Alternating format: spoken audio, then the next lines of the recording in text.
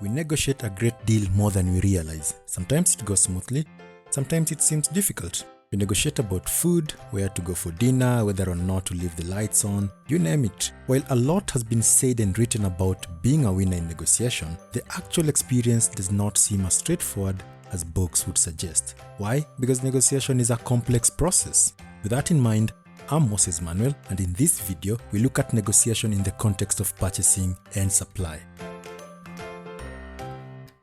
There are a number of ways to define negotiation. We can view it as a process where two parties with differences which they need to resolve are trying to reach agreement through exploring for options and exchanging offers and an agreement. The other way to look at it is as any form of verbal communication in which the participants seek to exploit their relative competitive advantages and needs to achieve explicit or implicit objectives within the overall purpose of seeking to resolve problems that are barriers to agreement.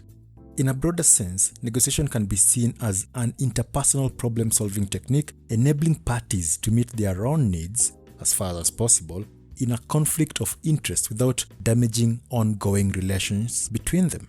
So, why do we negotiate? In business context, there are a number of reasons why parties, whether it is the buyer or the seller, will have to negotiate. Some of the reasons are based on the need to find out, number one, what objectives will be set and given priority in making plans and managing projects. Number two, mutually acceptable terms and conditions of work and working together. Number three, approaches to conflicts and problems that may arise in the course of work due to difference of values, expectations, interests, priorities, or schedules, and so on.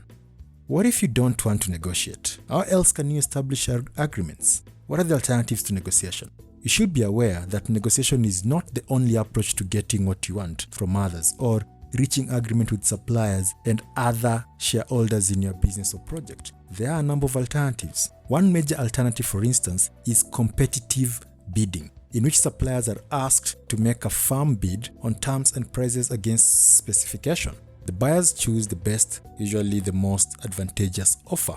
While this is a fair and efficient mechanism, negotiation may be preferred to competitive bidding in situations where production costs are difficult to estimate, price is not the only important variable, or where there are likely to be changes to specification as contract progresses.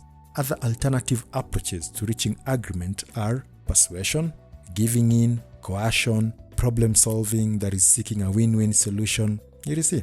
So in conclusion, negotiation is a process. It's not a single event since choices are made along the way. It's a sequence of activities, perhaps with an underlying pattern. It is not mechanical or deterministic.